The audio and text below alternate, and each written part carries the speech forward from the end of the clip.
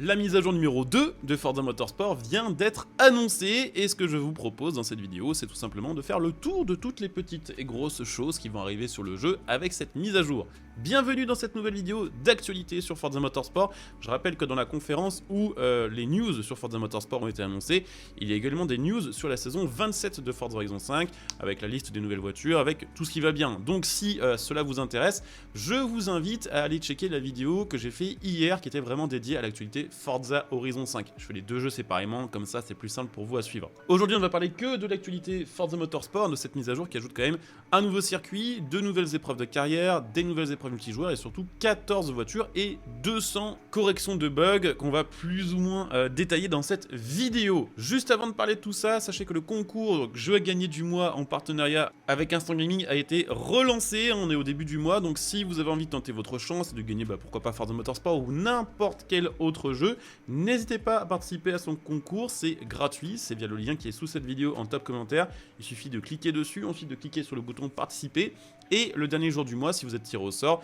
vous pourrez tout simplement choisir le jeu que vous souhaitez gagner. Donc n'hésitez pas, plus il y a de participants, plus ça soutient la chaîne, et sachez que vous pouvez utiliser ce même lien pour vous rendre sur le site et acheter vos jeux à prix réduit en soutenant la chaîne, mais là c'est un autre sujet. La mise à jour de Forza Motorsport sera normalement disponible au téléchargement dès ce soir ou demain matin grand maximum et elle sera appliquée sur les serveurs demain à 16h30. C'est vrai que maintenant on a la mise à jour Forza Horizon et la mise à jour Motorsport qui vont être disponibles en même temps. Donc pour les joueurs qui jouent aux deux, ça fait un jeudi un peu chargé, mais quelque part c'est tant mieux puisque avant ça avec Forza Horizon 5, c'est vrai que le jeudi c'était plus trop l'éclate, ça fait un petit moment que les épreuves sont un peu, on va dire, répétitives. Dès ce jeudi, pas mal de choses vont être disponibles déjà, les fameuses corrections de bugs. Alors je voulais quand même en parler en vidéo, d'habitude c'est vrai que les hotfix et on va dire les corrections de bugs, j'en parle pas forcément en vidéo, mais Forza Motorsport est quand même un jeu sur lequel il y avait une grosse attente du point de vue technique et c'est un jeu qui est sorti Day One avec de gros problèmes techniques, que ce soit l'optimisation graphique, que ce soit les bugs graphiques avec les textures floues, avec les problèmes de couleurs, mais aussi les bugs de fonctionnalité, notamment je pense à tous ceux qui malheureusement depuis la sortie du jeu ont le bug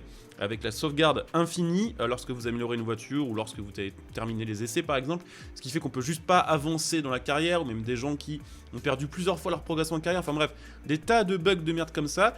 Il y en a une partie qui vont être corrigés, notamment les derniers bugs évoqués, ceux de sauvegarde, ceux de chargement infini, ceux aussi des shaders qui se rechargeaient à chaque fois qu'on lançait le jeu sur PC. Il y a pas mal aussi d'améliorations, de compatibilité avec les volants, notamment le T248. Donc tout ça c'est des bonnes choses, des bonnes nouvelles. Il y a deux petites choses quand même qui m'embêtent pour l'instant. Alors la mise à jour n'est pas téléchargeable, j'ai pas pu la tester, donc je sais pas vraiment ce que ça va corriger. Le problème numéro 1, c'est qu'on n'a pas la liste des 200 bugs qui vont être corrigés, donc on sait pas vraiment précisément ce qui va être tweaké sur le jeu. Et deuxième chose, ce qui m'inquiète un petit peu, c'est que même si les développeurs ont parlé d'améliorer la stabilité du jeu, pour moi quand on parle de stabilité, c'est qu'on veut tout simplement corriger les problèmes de crash, les problèmes de freeze, c'est pas vraiment en lien avec l'optimisation des performances graphiques. Et on sait que sur PC, on est très nombreux à avoir quand même des bonnes configs, et à avoir un jeu qui est full aléatoire. Des fois ça va tourner à 30 fps, et la même config le jour d'après, le même circuit, les mêmes voitures et les mêmes événements, ça va tourner à 60. J'aimerais bien que ce patch clairement corrige tous ces putains de problèmes d'optimisation, qu'on puisse jouer enfin au jeu de manière, on va dire, un petit peu plus sereine, sans se demander si le jeu tourne correctement ou s'il faut relancer le jeu à la prochaine course pour optimiser les graphismes. Voilà, pour l'instant ils n'ont pas parlé de patch d'optimisation graphique, j'espère qu'ils vont vraiment le patcher ce coup-ci, qu'on n'ait pas encore un mois à attendre à jouer à 30, 35, 40 ou 45 fps avec des configs à 4000 € parce que ça casse vraiment les couilles. Mais bon voilà, on croise les doigts, peut-être qu'ils ont juste zappé de mentionner ça, ça me paraît quand même important, donc j'ai quelques petits doutes. Voilà.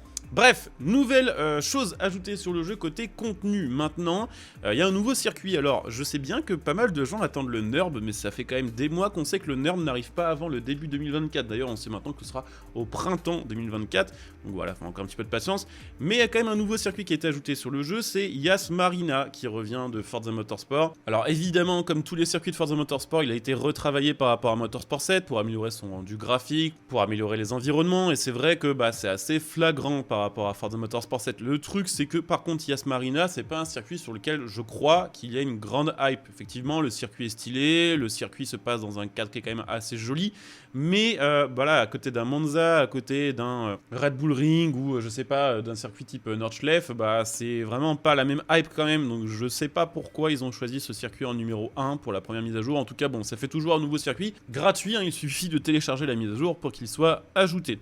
Je vous le disais également, des nouvelles épreuves de carrière, alors c'est pas super clair la manière dont ils ont présenté tout ça, mais techniquement, dans le mode carrière, il y a 2 nouvelles épreuves qui vont être ajoutées, ou en tout cas 2 nouveaux chapitres.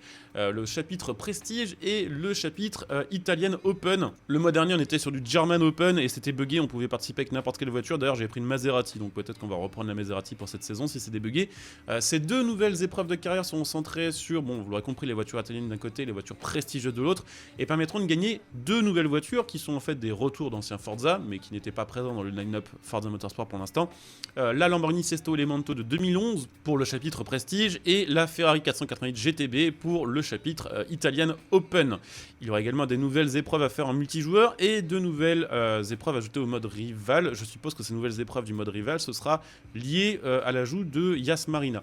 Nous avons également 4 nouvelles voitures ajoutées sur le jeu via le Car Pass. Donc ça, ce sont des voitures DLC, ce sont des voitures payantes avec du vrai argent, qui sont inclus évidemment dans le Car Pass. Si vous avez déjà le Car Pass, pas d'inquiétude, il n'y a rien à repayer pour le moment.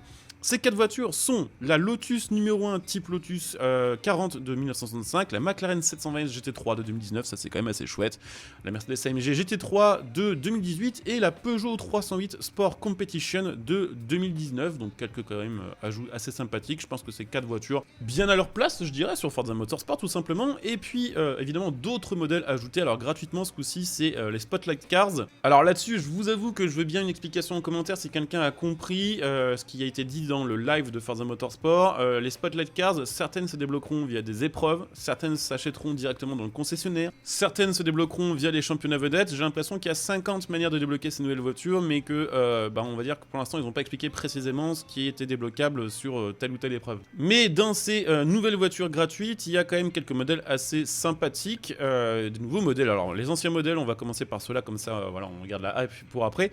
Mais parmi les modèles qui reviennent de Forza sur Forza Motorsport, on va avoir la Aston Martin V12 Vantage S de 2013, la Lamborghini Aventador SV de 2016, ça c'est cool, la Mazda MX-5 en version Cup de 2017, la Bugatti Veyron SS de 2011, la Scania GTS Pano de 2016 qui avait un petit peu disparu des écrans radars de Forza, et la MG MG6 X-Power qu'on avait à l'époque de Forza Horizon 5 et aussi une voiture de course.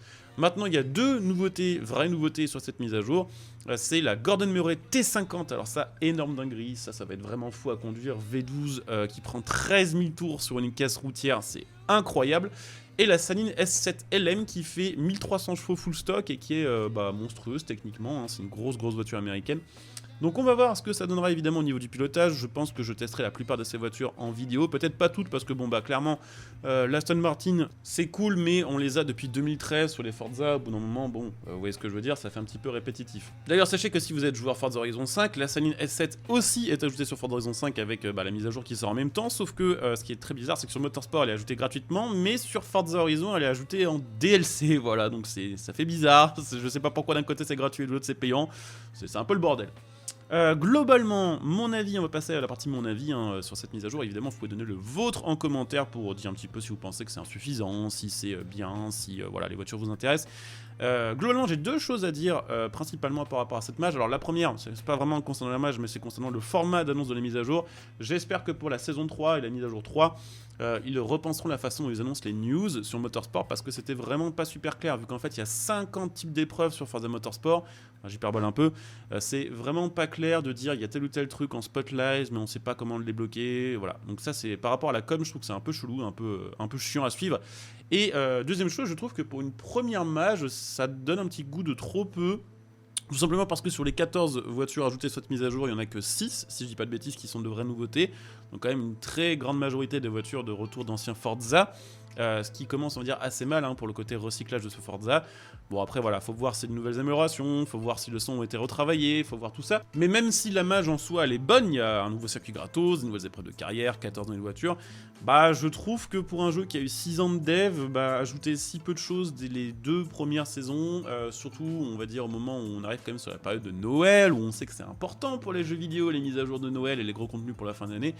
Bon, c'est pas fou, voilà, donc c'est sympa, mais ça casse pas 3 pattes à un canard, très clairement. Évidemment, je préfère que ce soit comme ça et que la qualité des mises à jour soit montante, c'est-à-dire que je préfère qu'on ait une mage, on va dire, allez, à 14 sur 20 aujourd'hui, une mage à 16 sur 20 pour la mise à jour 3, et ensuite que des 17 et des 18, plutôt que de commencer un peu comme sur FH, où on nous sort dès le début de grosses mises à jour, et ensuite, pendant 3-4 mois, les mages sont vraiment pas terribles.